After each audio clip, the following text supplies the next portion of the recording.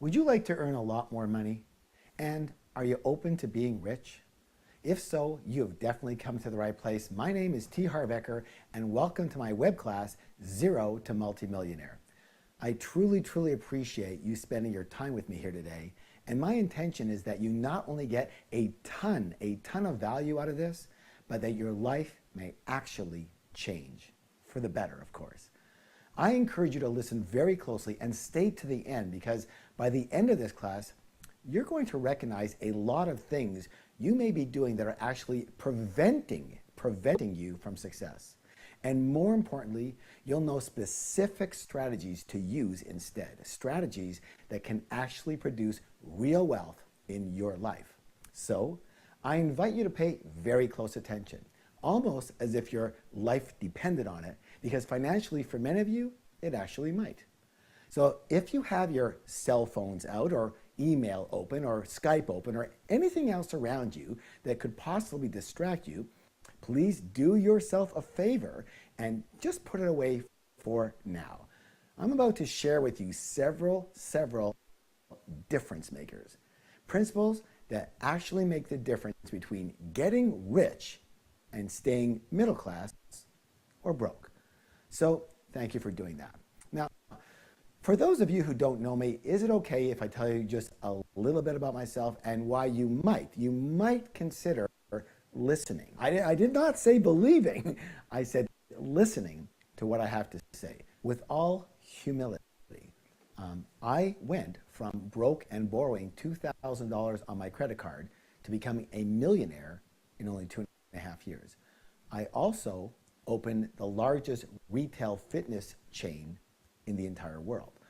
I founded what was the largest personal success training company in the entire world. I have marketed over $500 million worth of product. I happen to be the author of the #1 New York Times, #1 USA Today, and #1 Wall Street Journal bestseller, Secrets of the Millionaire Mind, which has sold over 2 million copies and is in 39 different languages. I currently have well over 1 million students, and my courses are being taught in 35 different countries all around the world without, and I repeat, it's a big one, without me being there. And most importantly, I never, ever have to work another minute in my life if I don't want to. Sound good? Well, it's great now, but I can still remember when it wasn't great. In fact, I can remember when it was a complete disaster. I grew up with parents that came from Europe. They were in the war. And so when I was young, I was taught that money means survival. Survival. It doesn't mean new clothes, a hot new car, a new boat. It means survival. If you had a lot of money, you lived. If you didn't have a lot of money, you died. It was as simple as that. I left school after first year of college because I wasn't a millionaire yet. And over the next 10 years, I went through 14, let me say that again, 14 different jobs and 12 different businesses. And I was constantly broke. I remember always having to make a choice between putting $5 worth of gas in my car or eating dinner that night. I'll tell you what, it was a horrendous way to live, and trust me, I tried everything, but I just could not create success with anything I did. And it wasn't like I wasn't trying to learn as well. I mean, I was. I read all the books. I listened to all the tapes. I went to all the major seminars. But nothing that they taught me seemed to work for me. I ended up moving back in with my parents and living in their basement because I was broke again. Then by, I guess, a stroke of luck or good fortune or serendipity, I met a friend of my father's that was over at my parents' place, and they were playing cards. And he said that he heard that I was broke and depressed and that I couldn't make a decent living. I said, "Where'd you hear that?" He said, "Your father." I said, "Oh, well, thanks a lot, Dad." Anyways, he then proceeded to give me some advice that was to change my life. He said, And please listen closely. He said this. He said, Harv, if you're not doing as well as you'd like to be doing right now, all that means is that there is something you don't know. Now, being a brash young man at the time, I thought I knew pretty well everything. But obviously that wasn't so because of my results, remember? And so, for one of the first times, I actually listened. He said, don't you realize that rich people tend to think and do things the same way as each other? And then he asked me what I wanted to do. And I said, well, I want to get rich. And he said, in what arena? I said, in business. And he said, so why don't you study rich business people and see what they did and what they do? You know what? I don't even know why I never thought of it before, but I never did. And it just seemed to make sense at the time. It was one of those things, you know what I'm saying. Plus, there wasn't much else going on. So I spent the next 6 months and I devoted myself to studying rich people. And in fact, I did find many, many similarities and principles they seemed to use, especially when it came to business.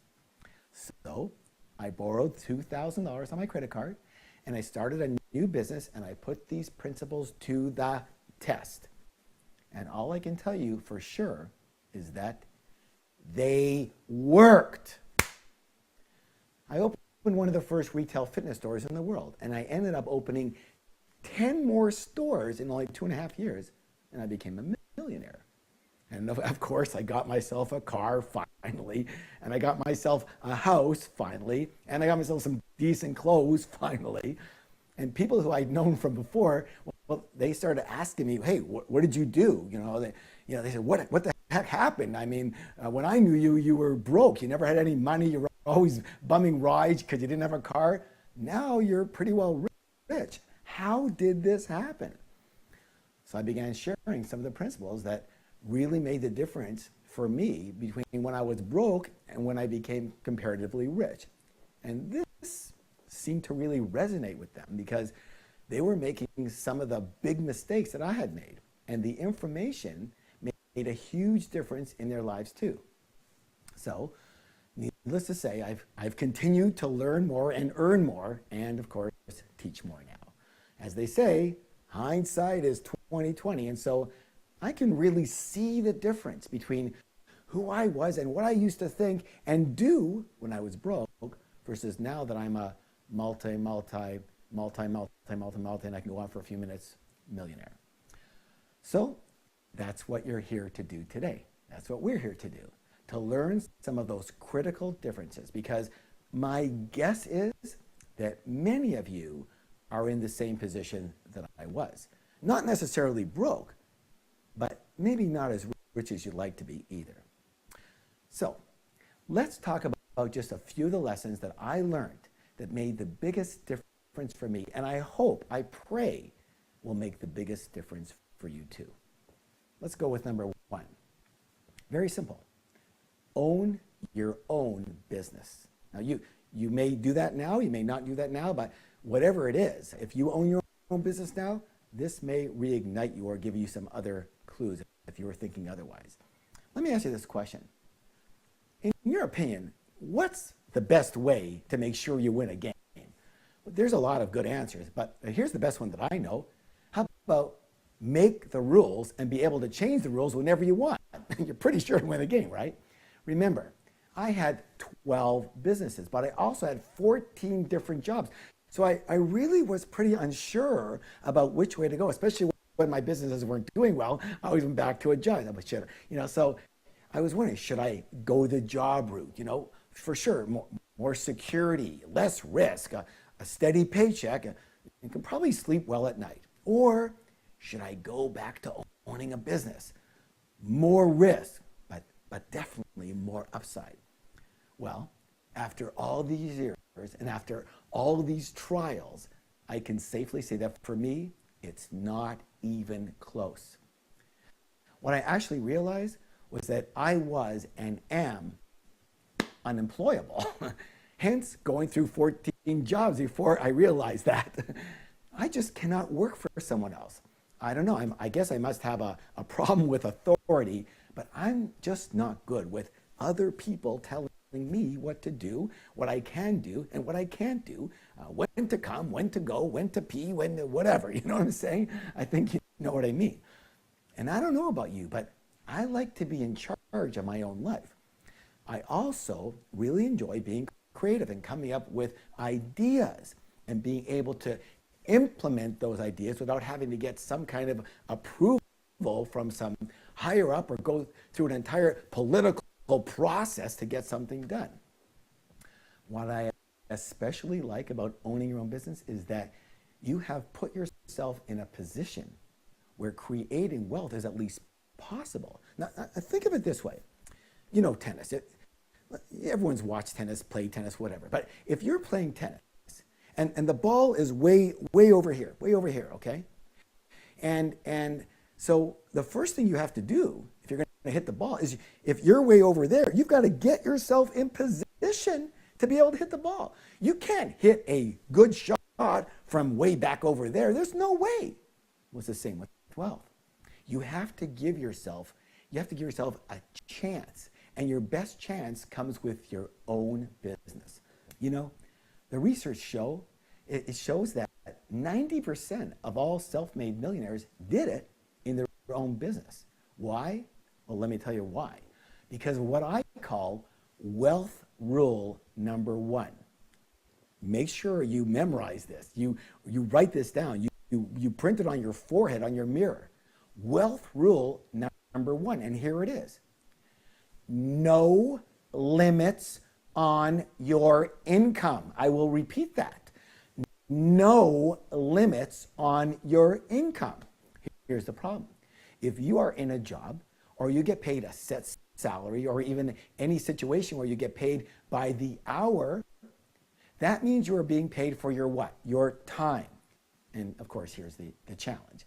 There's only 24 hours in the day. And since time and your time is limited, your income becomes what? Limited. And you've broken the most important rule of wealth. Again, no limits on your income. Listen, I'm not saying you can't get rich with a job. You know, if you happen to be the CEO of one of the largest companies in the country, sure, maybe you can. You probably will. It's also very possible to become financially free with a job, as long as you are a great, let me repeat, a great money manager and a great investor, which of course most people aren't. But again, you can get free. I just wouldn't count on getting rich. None of this is to say that every single person is cut out to own their own business, though. You know, the fact is, some people just aren't. They're just not built for it. Not that you can't learn, but if someone needs, I repeat, needs to fit into a structure that's already there, and they do need constant direction from someone else, and they prefer security over wealth, then they truly might be better off with a good job. And you know what? Good on them. Good on them. I truly wish them, I truly wish, if that's you, I wish you all the best. It's just not for me or anyone else who really wants to get rich. So bottom line, when I was broke, I was going back and forth between job and business and job and business, etc., etc. Now that I'm rich, however, I would never even consider a job. In fact, I'm already semi-retired, and I only work once in a while because all my businesses run without me. But you know what's funny? I do get offered jobs all the time. And you can imagine it's for big money. And it's funny, I always say the same thing. I say, no thank you, I have a job allergy, you see. I actually start sneezing and breaking out in hives. I become depressed. So thank you so much for your offer, but I'll tell you what, your business sounds great, and if you're looking to sell it, let's talk. The truth is, I actually don't say that I have a job allergy out loud, but it's true. It's true, because job and rich, they don't go together. Let me repeat that. Job and rich do not go together. But Harv, don't you know that 80% of all new business startups fail in their very first 3 years? Yeah, I think I've heard that. And there's a reason that they fail. Here it is. Those people don't know what they're doing. And they're probably doing everything that I did that didn't work. What I know for sure is there are ways to do business that actually work in the real world and ways to do business that actually do not work in the real world. And you have to know the difference. And from my experience and with my students, the results are just the opposite, actually. 80% succeed in their business, and the others, they don't continue because they found this particular business didn't suit them, and so they close that one down and they start a newer one. They don't fail at it, they just go, you know, it's not for me, this one would work better. So we're going to cover a lot more about that a little bit later, but for now, let's get to the key lesson here. So broke Harv had jobs. Rich Harv owns businesses. I'd like to offer you something called a declaration. I do this in my live seminars, but let's do it together too. Why not? It's very, very worthwhile, I find. It's simply a statement that you're going to make out loud. And what it does is it actually sends a vibration through your entire body that is in alignment with what you want to ingrain into you. Here's your declaration. I own my own business because I choose to be rich. Would you repeat that with me? Let's play. Let's just have some fun. I own my own business because I choose to be rich. Here's what I want you to do. I want you to take one hand, take another hand, give yourself a high five and say, I'm amazing. All right, good job. All right, so you've never done anything like this on a webinar. I understand, but whatever, you know, it works. Doesn't hurt to say you're amazing, does it? Because you are. All right, let's get to the second point here. Here it is. Here it is. Focus, focus, focus. As I mentioned, I think, I went through 12 different businesses. What I didn't mention was that I actually had 4 businesses at one time. I had a line of novelty t-shirts that was actually going pretty well. And then a friend of mine, he showed me these very unusual hats. They actually had stuffed animals on them, and they were very, very cool. They were fun, and he said, hey, Harv, you know, you're already going out there, you're already visiting all these shops. Why not carry this line of hats and show them this line too? And you can then pass by some schools and the universities, you know, and clubs, and you're going to double your income. You know what I said? Sounds good. And what did I do? I got into the hat business as well. A short while later, I discovered this really, really cool line of jewelry. I said to myself, hey, I'm already out there on the road. Maybe I can stop into some jewelry stores and sell them this line, and I could even earn even more money. A few weeks after that, another friend shows up, and he shows me what he's doing. He had these coupon books. And these coupon books gave people discounts on all sorts of things. You've probably seen them.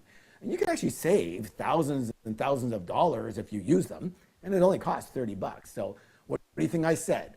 Hey, you know what? I'm already on the road, and I'm meeting all these people. I'll just show them the coupon books, and now I'll really be making a fortune.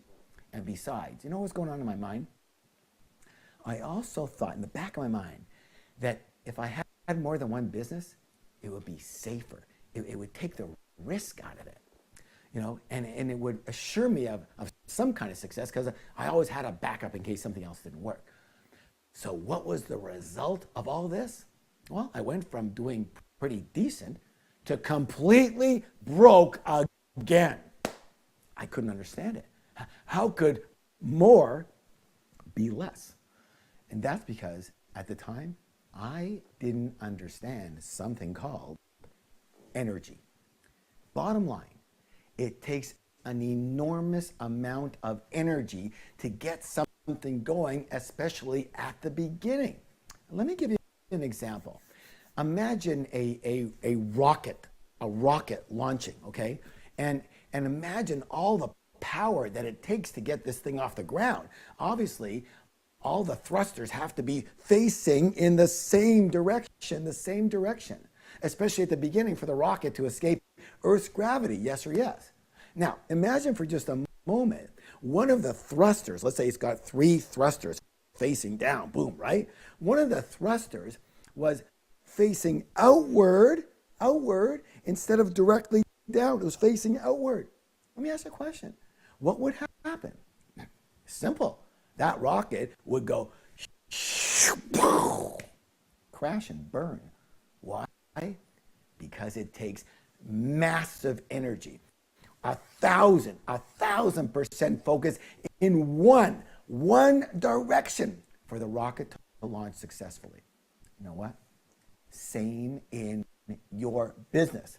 It takes everything you've got, every resource, every ounce of energy at your disposal to launch successfully.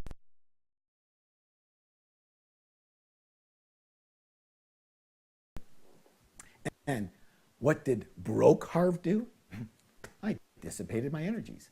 I scattered my resources. I did not focus, and I crashed. But Harv, if you notice, most rich people, including yourself, have all kinds of things going on. They've got several businesses. They got real estate holdings, stocks. They're diversified. Okay, I get it. Let me say this loud and clear, please. Yes, it's true. Rich people, well, they're usually diversified. Once they are rich, but you do not, I repeat, do not get rich by being diversified. You get rich by being focused, laser focused. Every single person, listen to this closely, please. Every single person who became rich did so in one, I repeat, one arena. One. See, just one arena. Anybody ever heard of Bill Gates? Was it his current real estate holdings that made him rich? No. It was something called his computer software program, right? Those programs did it. That's it. Just one. Have you ever heard of a gentleman by the name of Orville Redenbacher? Where did he make his money? He made his money with a little food called popcorn. That's it. Not popcorn and furniture, just popcorn. And on and on and on and on. And you know what? You got me, okay? Sure, there might be a few exceptions in the world, but trust me, you don't want to be one of them. You're also going to hear people talking about this concept called multiple streams of income. Again, I have over 1 million students, so I hear it all. I mean, I really do hear it all. They'll come walk up to me at a break, go, Harv, what about multiple streams of income? That's great. But again, later, you do that later. If you're trying to work at 2 or 3 or more streams of income at once, you will crash and burn. Besides, why would you even want multiple streams of income if it means working multiple times more? Not only does that not work, you're going to be run ragged. So first thing we have to do is make sure that this term, multiple streams of income, that you really understand what it's supposed to mean. So let's change that term to something that makes a lot more sense. And what we want is multiple streams of passive income. Multiple streams of passive income. And let's start by having one. I repeat, one stream of active income, okay? And that is your business. Your one and only business that you focus 100% on. And yeah, sure. Sometimes it's appropriate to have your job or even an old business going and start a new business part-time, because you know what, that's the only way you can do it and still keep the ship afloat. And you know what, that is really good. You need to keep the ship afloat. You should constantly be earning income. Do not kill off your income. If you have to start something part-time, do it, and do it full on though, as best you can. But as soon as you can, you must get back to one single focus. So you might be asking, well, what did I do after my 4 businesses at once fiasco? Well, first I cried, really. I'm laughing now, but trust me, I cried. And then I actually wrote down the lesson. And then the day I opened my first retail fitness store that I told you about, I made a solemn vow. And my vow was that I, T. Harv Eker, would stay in this one single business until I was either bankrupt or a millionaire, and that I would not change and I would not add anything to it. And you know what? I now attribute my single-minded focus to my success. You see, broke Harv scattered his energies. Rich Harv Rich Harv is laser focused because focus is power. Power is the ability to do and therefore succeed. Got it? So here's your declaration. I focus, I focus, I focus. Please repeat that with me. Here we go. I focus, I focus, I focus. Now give yourself a high five and say, I'm amazing. Okay, I hope you're having a good time. Why not? You know, life's meant to be enjoyed. Yeah, get rich, but definitely be enjoyed for sure. All right, let's go to the third critical lesson and principle here. And here it is. Do what you love. Do what you love. I remember when I was young, you know, my parents, they would ask me what I was going to do when I grew up. You know, I'm sure your parents ask you the same as everybody else asks, right? And I would answer, well, you know what, I'm not sure yet, but when I find something I really love, I'll know it. And you know what? They would actually get upset with me and they'd scold me. Harv, don't be such a princess. You're not a Pollyanna, you know. You do what makes you the most money. Remember, business and enjoyment are different. During the week, you work. And on Saturday night and Sunday, you can enjoy. And that's the way life is. That's real life. Get used to it. And so I did. I looked for business opportunities that could make me rich.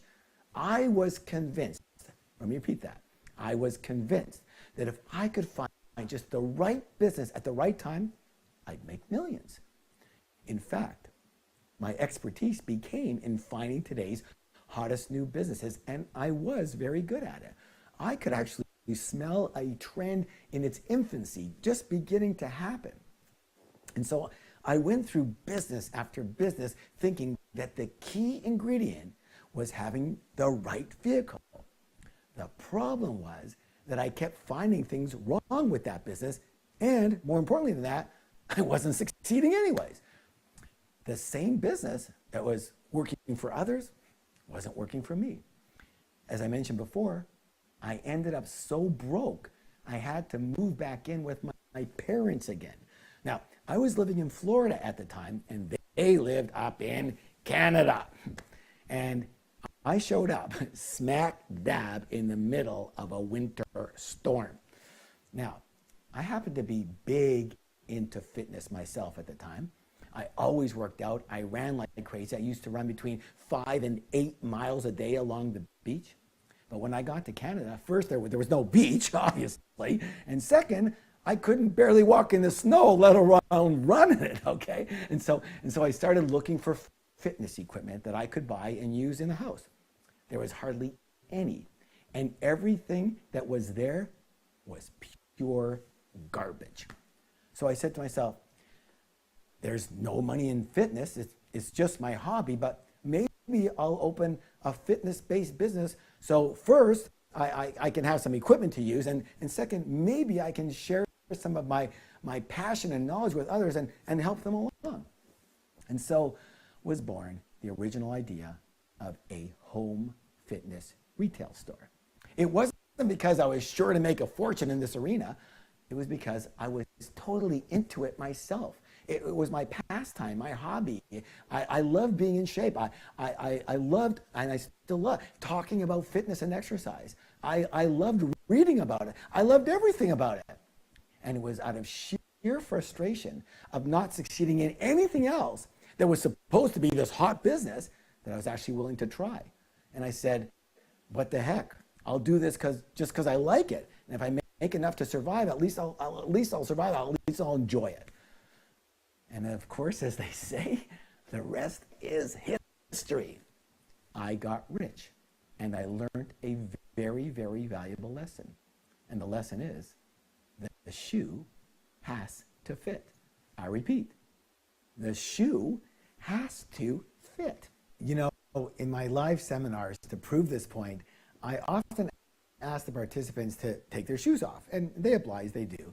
And then I say to exchange those shoes with the person beside them. And they do. And then I say, I want you to then walk in the other person's shoes. And I'll tell you what, it is absolutely hilarious to watch this, because nobody nobody can walk like 5 yards without either falling over or sitting back down because their feet hurt so bad.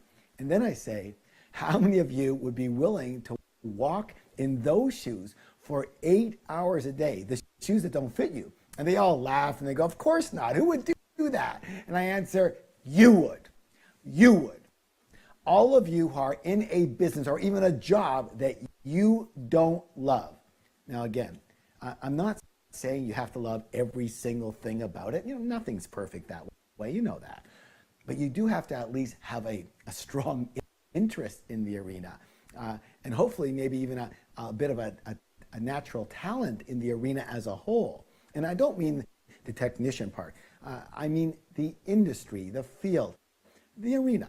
And so maybe you're not the greatest golfer yourself, but you love golf. Maybe you love books. Maybe you love fashion. Maybe you love furniture. And maybe you love video gaming. Great. Then that's the arena you should be involved in. Why? Well, first, because you're going to enjoy your life more, and I think that's important, and I'm sure you agree with that. But second, because you're going to have much, much more success. You're going to have more success because you'll have more energy, more excitement, and more enthusiasm around this business. And you know what? Enthusiasm is the greatest sales factor in all of existence. I'm going to say that again because people don't really understand this too well and they don't use it. Enthusiasm is the greatest sales factor in existence.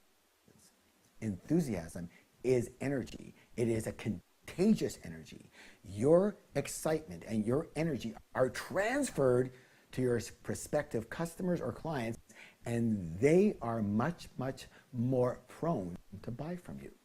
Now, another reason you're going to succeed is because you will at least stay with that business. I want to give you an example that's been very effective, again, in my seminars. Suppose, for example, that you are on a highway, a freeway, okay?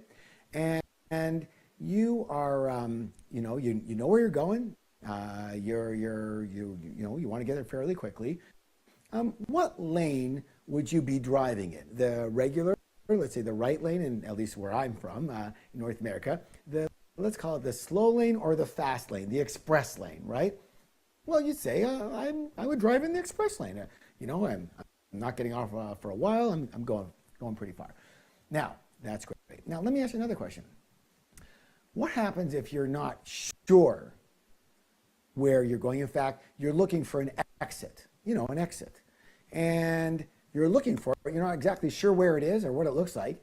What lane would you now be driving in? Well, most people would say, I move over to the other lane, the slow lane, and because I'm looking for an exit, right?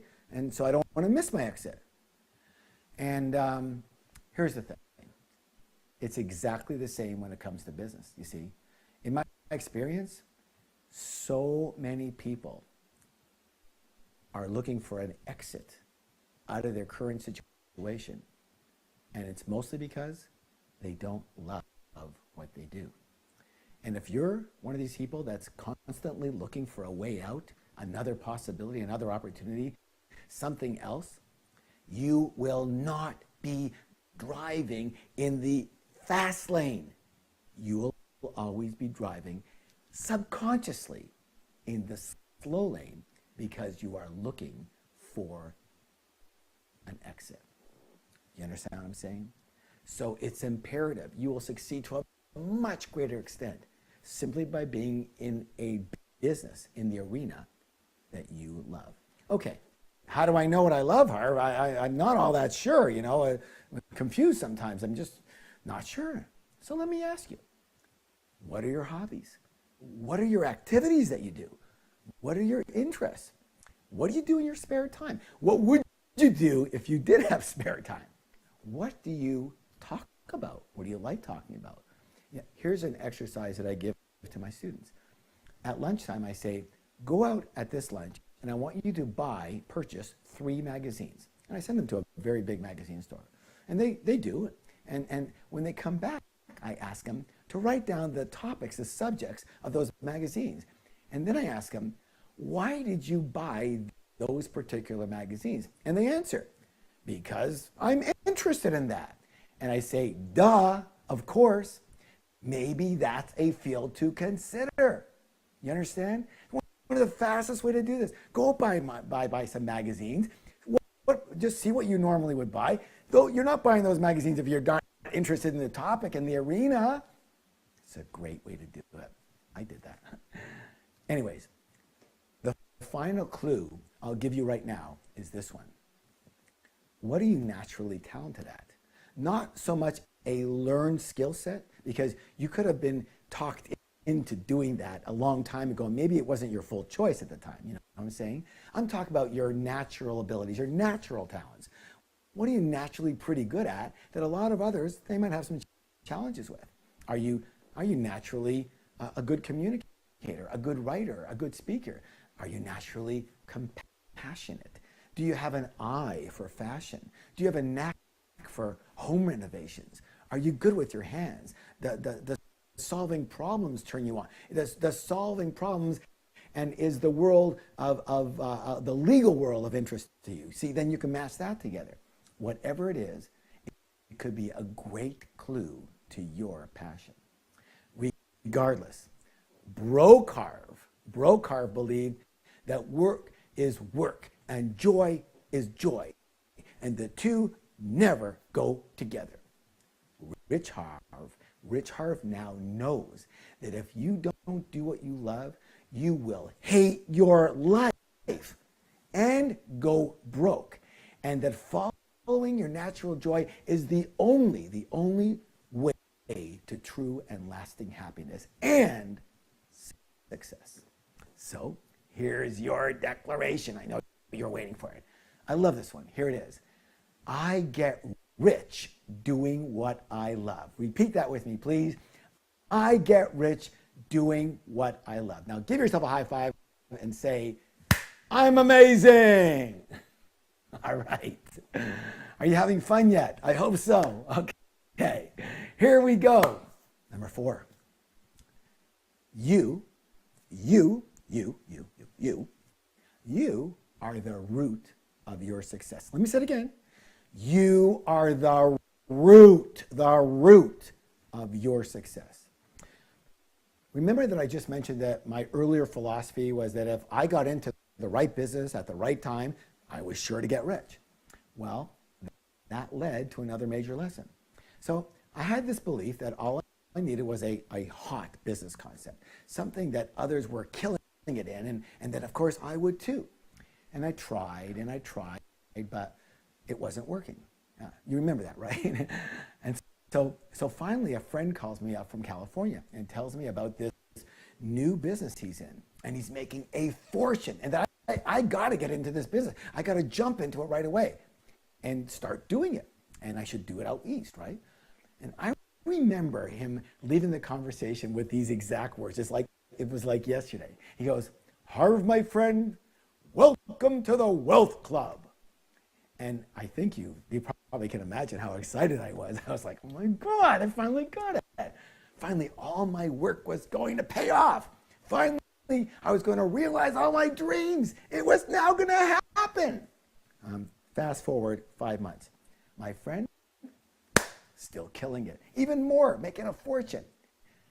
Me, I'm losing more and more and more money. It's hemorrhaging. And I'm just about broke again. I could not believe it. How could this be? How could I be going bust in the very same business that he was making a fortune in? I remember standing in front of the mirror, wondering what to do next. And then, like a ton of bricks, it hit me. I remember saying to myself, wow, maybe it's not the business. Maybe it's me. I had to take a deep breath because I was getting depressed. I was actually embarrassed. Could it be true? Could it actually be that I was the problem?